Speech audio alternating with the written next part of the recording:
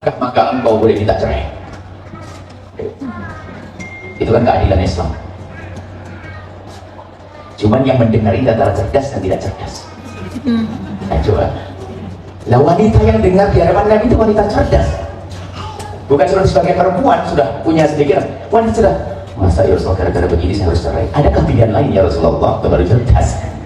Makanya jangan berpikir, jangan kaget nanti minta cerai. Bilang waduh ini cerdas nanti. Bukan begitu. Akhirnya apa pilihan yang kedua ya Rasulullah? Baginda Nabi menjawab, yang kedua adalah engkau lakukan seperti yang sudah kau lakukan, maka engkau akan mendapatkan pahala berlipat-lipat. Pahala kau menyenangkan suami, pahala ngasih nafkah, pahala berkeluarga, keluarga, pahala sedekah. Apa kata perempuan cerdas ya Rasulullah? Aku pilih yang kedua saja, biar aku dapatkan pahala. Kemudian itulah ilustrasi wanita boleh mencukupi suaminya, tapi harus niat untuk mendapatkan pahala gede. Sehingga dalam sejarah itu ada wanita-wanita yang belajar ilmu. Setiap baca hadis ini, wanita-wanita yang baca hadis ini ngomong begini, ya Allah semoga suamiku melarat biar saya saja.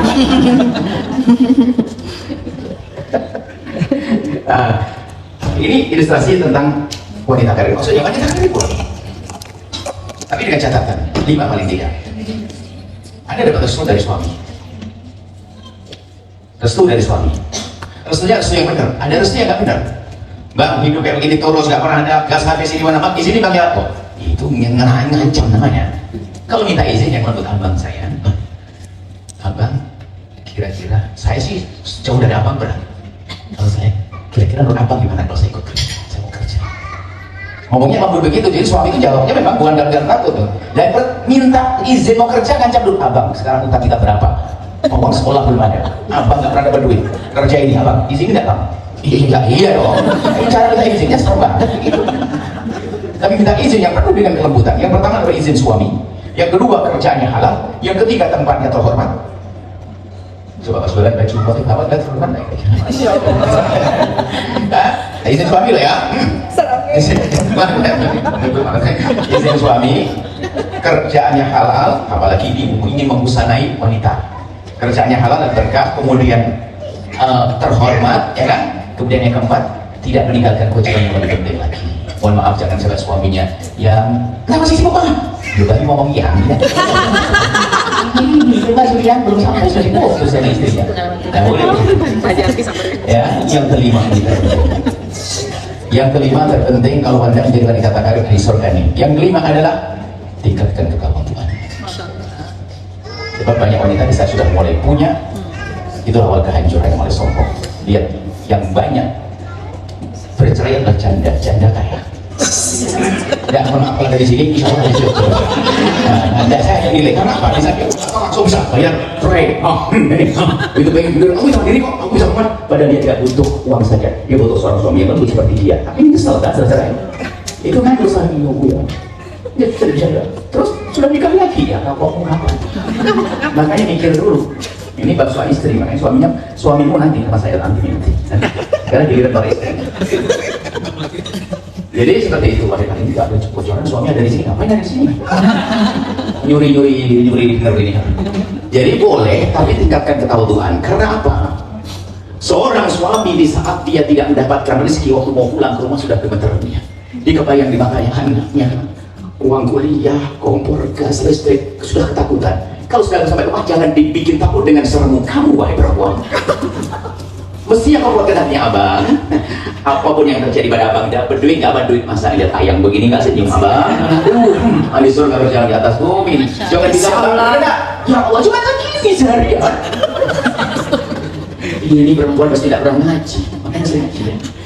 Ya ini sebenarnya keindahan semacam itu. Memang bagi seorang suami harus suami mencukupi rumah tangga, keluarga, jangan sampai suami ongkang-ongkang dan seterusnya. Ini ada, memang suami yang nggak benar juga ada. Ada yang ngaku ke Buya. Terus terang seorang Buya suami saya soleh banget.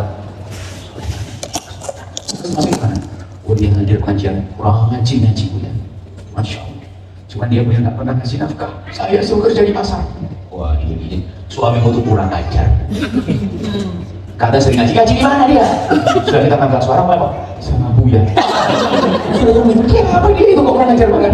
Sama Buya. Wah ini kalau ngaji sama Buya nggak begitu, itu pasti itu hanya ikut-ikutan. Kerja maksudnya sebagai suami tanggung jawab ya. Bisa tidak mampu katakan barisan yang baik. Istrinya kan istri yang benar tadi. Secara umum masuk ke rumah tangga itu penting, keindahan itu penting, kebahagiaan itu penting. rumah tangga Anda menjalani hidup ya, dengan penuh kasih dan cinta. Ada tip-tipnya yang harus dihadirkan dalam rumah tangga. Banyak nih orang mulai seorang istri kadang-kadang yang di otaknya hanya urusan uang saja. Bagaimana? Dia bukan rindu sama suaminya, suami suruh pergi jauh-jauh, pulangnya setahun sekali hanya dikirim dari dia saja. Dia nggak ngomong dengan lesannya, tapi perilakunya ngomong, balik amal nggak penting-penting. Terus banyak sadar suaminya, dia bermuda, mana kerinduan. Maka nanti ada tip lagi bagi seorang perempuan, biasakan dengan kesederhanaan maka akan mudah hidupmu. Kalau tiba-tiba diberi Allah kecukupan, alhamdulillah. Kalau tidak biasa, ayo makan sambal terasi sama terong sudah enak. Ada nanti saya bakar terong. Ya sudah, terong bakar, saya sambal terasi. Aduh, makanan harus sabar. Kalau punya duit, alhamdulillah. Kalau tidak, jangan disiksa kita dengan gaya hidup.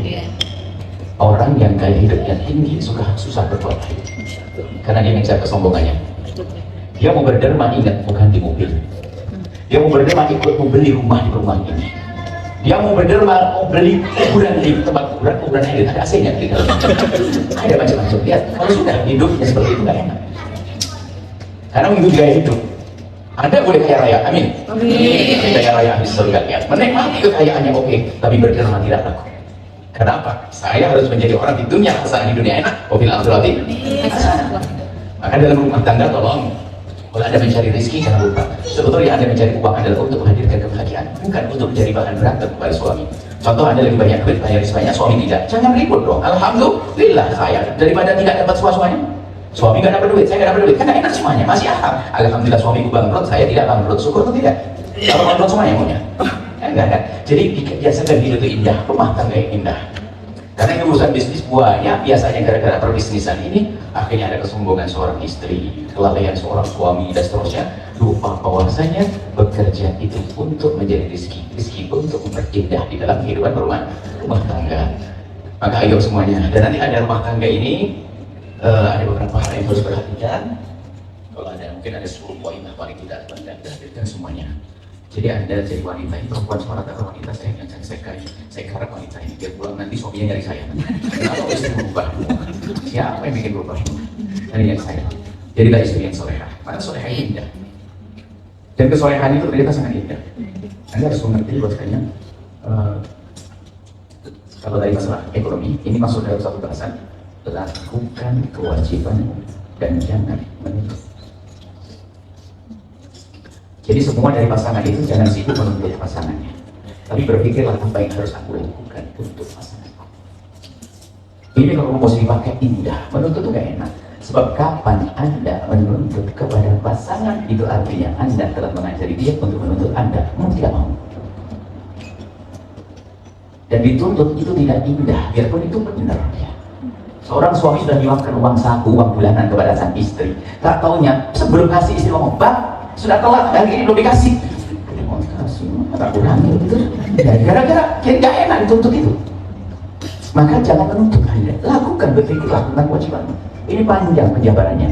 Sayyidah Khadijah Al-Kubra itu beruntung mendapatkan orang terbaik di dunia dan di akhirat, tergantung dunia akhirat bagi Nabi Muhammad SAW. Setelah itu ditanya oleh teman-temannya yang orang Arab, wanita Arab itu, "Wahai Khadijah, alangkah senangnya engkau menikah dengan Nabi Muhammad." Hayalannya orang kan begitu ya, wah suaminya banyak duit, badannya ganteng atau apa itu adalah. Alangkah senangnya engkau menikah dengan Nabi Muhammad. Sayyidah Khadijah tersenyum dan menjawab, "Demi Allah, semenjak aku menikah dengan Nabi Muhammad, aku tidak pernah berpikir bagaimana aku bersenang-senang dengan Nabi Muhammad, tapi yang aku pikirkan adalah bagaimana Nabi Muhammad senang dengan aku." Masya Allah. Kalau semua pasangan begini hidup ini kan gak pusing, pikirkan pasangan, jangan egois. Suami bernafkah, istri melayani, istri memberi. Termasuk tadi nafkah istri, suami pada dasarnya beri nafkah ke orang mungkar. Kalau ternyata nggak mampu, istri melaksanakan kewajibannya mengabdi pada suami. Indah semua. Jadi terus biasa memberi kehidupannya. Saya ingin rumah tangga itu perlu dibangun, nggak boleh dibiarkan begitu saja. Harus ada diselesaikan. Keindahan itu direncanakan. Keindahan direncanakan. Kalau ada orang hidupnya aja, mohon maaf, nggak boleh dalam rumah tangga, biarpun itu adalah tidak haram. Mohon maaf, mulai dari ngasih bantal ke pasangan tidak hormat, lempar begitu saja, itu sudah indah. Sampai mohon maaf ada suami istri, biarpun suami istri tidak haram dalam bahasa fikihnya, mohon maaf indah, buang angin. Bagaimana suami istri? Biarpun itu adalah halal, akan tapi ada adab tata krama, rumah tangga harus ada.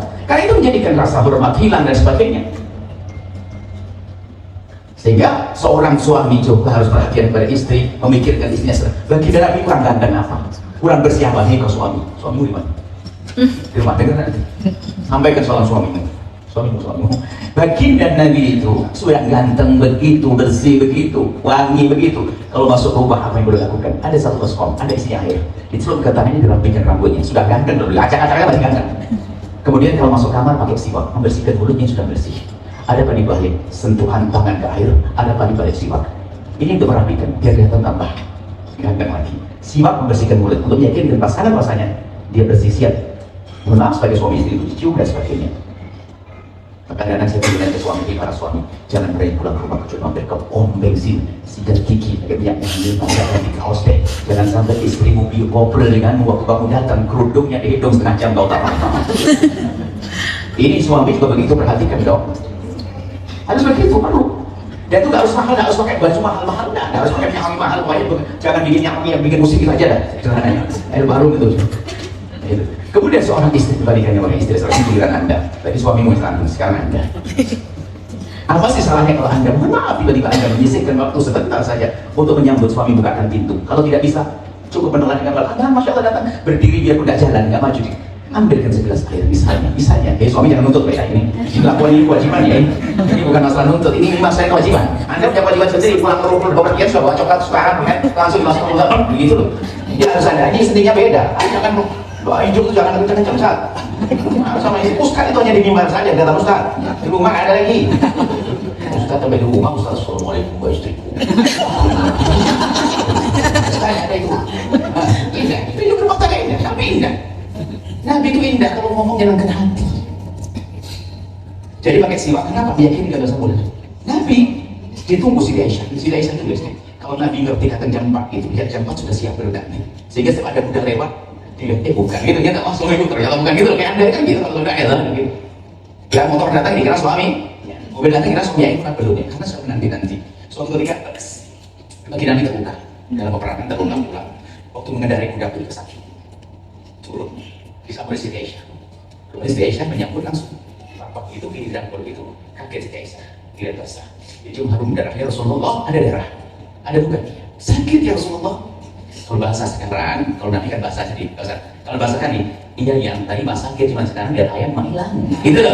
Jadi waktu Nabi nggak rasakan capeknya dia dengan istri. Hari ini kadang-kadang dari kantor padahal kantornya nggak ada apa. Ya Allah, ya Allah, kantornya. Siapa itu? Dia kan itu kalau ke satu tahun di halaman rumah, masuk rumah, ya pun capek tahan dulu. Apalagi jika istri kerjanya di rumah dan sebagainya, suami di luar, istri ingin ngobrol. Kadang-kadang ini juga memahami tentang karakter sifat kebiasaan wanita ya. Kalau laki-laki kan biasanya kalau kerja di luar bukan orang baik ngomong, sehingga kalau pengen pulang ke rumah tuh pengen tenang. Istri itu ada di rumah suruh masak dong, nggak ada teman ngomong, nanti pengennya kalau suami datang mau kasus. Makanya wahai para suami, kalau istrimu cerita jangan sampai potong. Anda dengar biarpun Anda sampai ketiduran itu. Iya terus. Oh Masya Allah, sangat asik suara ini. Padahal tak ngantuk banget. Dia pernah ngantuk. Terus pokoknya jangan dipotong itu kecerdasan suami. Ada suami itu bangun, capek saya Pak, jangan banget capek, lainnya juga capek, udah ngurus ya.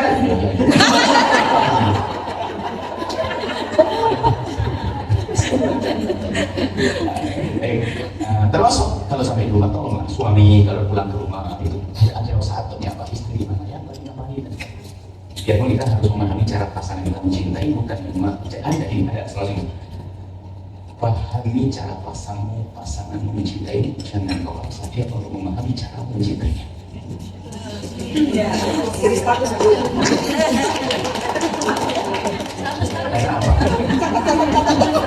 Nanti ketika kita sama anak adik gitu, jadi begini, suami itu ada cara mencintai berbeda-beda. Ada yang cara mencintai romantisme, gaya romantis. Oh saya anakmu cantik, semakin hari semakin cantik. Ada begitu model itu ada. Ada yang enggak. Dan rumah langsung gimana? Aslinya nyala enggak? Oh, kemana? Tadi itu kan beresin belum? Aku enggak. Istri yang ditanya. Tapi rumahnya, AC-nya, kamarnya. Tapi Anda harus paham, itu bukan berarti tidak mencintai Anda. Dia membicara AC karena yang di dalam AC di ruangan ber-AC siapa? Anda. Rumahnya harus bagus, nyaman, karena di dalam ada Anda. Cuman dia bukan orang romantis, suruh bikin puisi, nanti nggak suruh bikin puisi ngaco. Siang hari langsung lihat di bawah rembulan ya.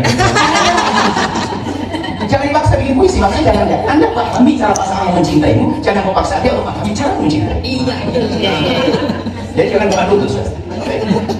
Kemudian, nah ini termasuk istri bisa melihat kalau sesi waktu, apalagi wanita karir tadi mengajarkan dan di sini wanita karir ada satu hadis Nabi, saya tutup di sini nanti ketemu lagi masalah semuanya nanti kan boleh dong dikit-dikit ketemu lagi. Aduh. Suatu Nabi menyebutkan satu riwayat, tidak ada rajul imra'atu bila firasyi, kalau ada seorang suami yang memanggil istrinya ke atas ranjang, kemudian saat lagi sang perempuan itu abad nggak mau, coba takut mana lalu sampai malam itu suami itu adalah tidur semalam itu sampai marah karena istrinya tidak memenuhi. Perempuan itu laknat hal malaikat terhadap tusbih. Perempuan itu dikutuk malaikat sampai pagi. Ini ada orang feminis mengkritik hadis ini, apa ini hadis main malaikat. Kasihan banget dia nggak ngerti hadis. Kalau kami waktu jadi guru fikih ini ada, saya istinbat fikihnya ada. Cuma di saat saya guru cinta, di saat kami jadi guru cinta, ternyata hadis ini adalah hadis paling indah bagi perempuan kalau Anda paham. Coba Anda diajak kemana? Diajak kemana tadi? Ke atas kan? Bukan naik pun kelapa, bukan renang di Brahma kan ya? Bukan suruh pergi pas saja, di atas ranjang. Jadi bukan contoh serangga kok dia menganggap ini hantu sarmatan, ini ke atas ranjang, mana tempat lebih indah daripada ranjang di rumahmu? Kalau sudah ranjangnya tidak indah, wah ini bahaya.